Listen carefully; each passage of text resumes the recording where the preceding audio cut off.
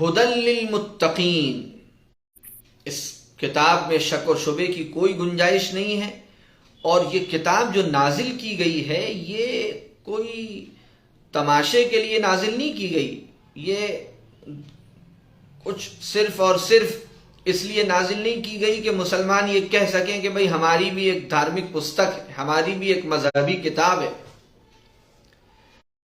بلکہ یہ کتاب تو ایک بڑے مقصد کے لیے نازل کی گئی ہے، اور وہ مقصد ہے ہدایت۔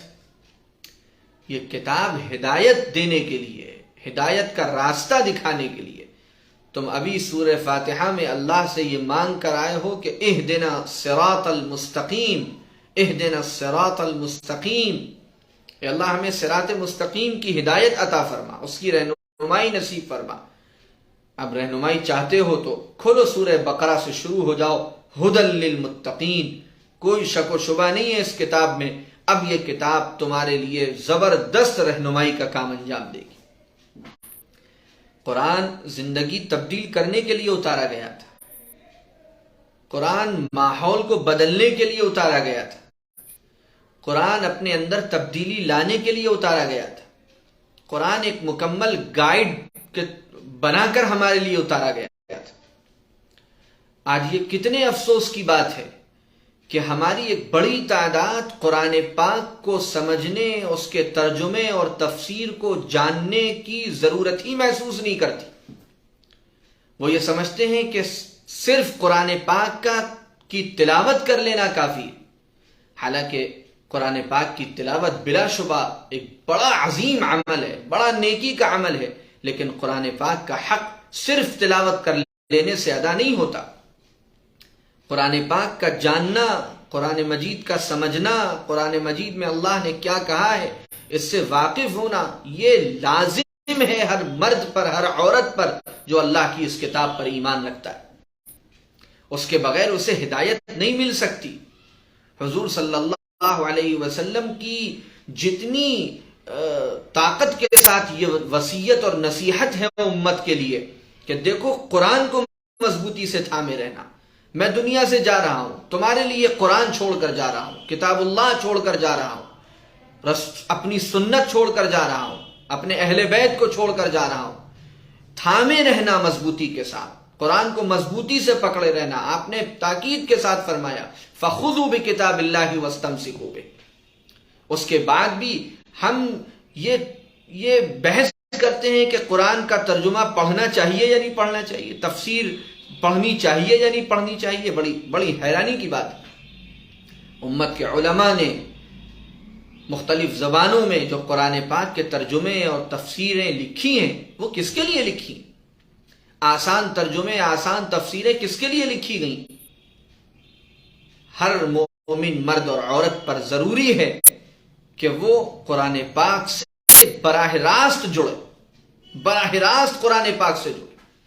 قرآن پاک کا ایک علم تو وہ ہے جو مسائل کا علم ہے، بہت گہرا، بڑا، جس کے اندر بڑی غوطہ زنی کرنی پڑتی ہے، وہ علم ظاہر علماء کے لیے، مفسرین کے لیے۔ لیکن قرآن پاک کا ایک دوسرا علم جو تذکیر کا ہے، وعظ و نصیحت کا ہے، اور جس کا تعلق ایمان سے ہے، آخرت سے ہے، جنت اور جہنم سے ہے، اس علم کا تعلق ہر انسان سے۔ اسی کے لیے فرمایا وَلَقَدْ يَسَّرْنَا الْقُرْآنَ لِلذِّكْرِ فَهَلْ مِن مُدَّكِرٍ۔ نصیحت حاصل کرنے کے لیے اللہ فرماتا ہے ہم نے قرآن آسان کیا، کہاں ہے قرآن سے نصیحت حاصل کرنے والے؟ اگر ہم دوسری دینی کتابوں کی طرف متوجہ رہتے ہیں اور وہ کتابیں قرآن کی راہ میں رکاوٹ بنتی ہیں تو پھر ہمیں ذرا غور و فکر کرنا چاہیے کہ ہم اللہ کے یہاں کیا اللہ کو جواب دیں گے۔ قرآن پاک میں فرمایا اللہ تعالیٰ نے کہ رسول صلی اللہ علیہ وسلم قیامت میں اللہ سے کہیں گے یا رب ان قوم اتخذوا هذا القرآن مہجورا، وقال الرسول یا رب ان قوم اتخذوا هذا القرآن مہجورا۔ رسول اللہ صلی اللہ علیہ وسلم اللہ سے کہیں گے اللہ یہ ہے میری قوم کے وہ لوگ جنہوں نے اس قرآن کو چھوڑ دیا تھا، اس قرآن کی طرف توجہ نہیں کی تھی۔ یہ بحث کا موضوع ہی نہیں ہے کہ قرآن کسے سمجھنا ہے کسے نہیں سمجھنا، قرآن تو ہر ایک کو سمجھنا۔ قرآن سے تو ہر ایک کو جڑنا ہے. درس قرآن کے حلقے، تفسیر قرآن کے حلقے قائم کیجئے علماء کے، اس میں شرکت کیجئے. جو آسان ترجمے، آسان تفسیریں لکھی گئی ہیں ان سے استفادہ کیجئے، ان کو پڑھیے. ادھر ماضی قریب میں کئی بڑے اچھے ترجمے سامنے آئے. حضرت مولانا مفتی محمد تقی عثمانی صاحب مدظ اللہ العلی کا توضیح القرآن، بڑا آسان ترجمہ، بڑے آسان حاشیے. حضرت مولانا خالد سیف اللہ رحمانی صاحب مدظ اللہ العلی کا جو آسان ترجمہ ہے اس کو پڑھیے. مولانا حسان نعمانی ندوی صاحب نے قرآن پاک کا ترجمہ کیا اور صرف معتبر علماء کرام کی تفسیروں سے نقل کیا، بہت شاندار کام کیا، اس سے فائدہ اٹھائیے. ماضی قریب میں ہمارے برادر مکرم مولانا ڈاکٹر طارق ایوبی صاحب نے سعودی عرب کے ایک مشہور عالم دکتور عائد القرنی کی ایک تفسیر تھی عربی میں التفسیر المیسر کے نام سے، اس کو اردو میں منتقل کیا، جس میں قرآن پاک کے آیتوں کی خوبصورت تشریح پیش کی گئی. یہ سارے کام ماضی قریب میں ہوئے ہیں، اور بہت سے کام ہیں، یہ تو 2-4 تھے جن کا میں نے ذکر کر دیا. ان کے ذریعے سے قرآن پاک سے اپنے تعلق کو، اپنے رابطے کو ہم مضبوط کریں. اس لیے کہ قرآن اسی لیے آیا ہے، ھدی للمتقین، ہدایت کے لیے آیا ہے. یہ صرف ایصال ثواب کے لیے نہیں آیا ہے، صرف چڑیل اور بھوت بھگانے کے لیے نہیں آیا ہے، صرف تعویذ اور گنڈے کرنے کے لیے نہیں آیا ہے. قرآن اصلاً جو اترا ہے وہ ہدایت کے لیے اترا ہے، تبدیلی کے لیے اترا ہے.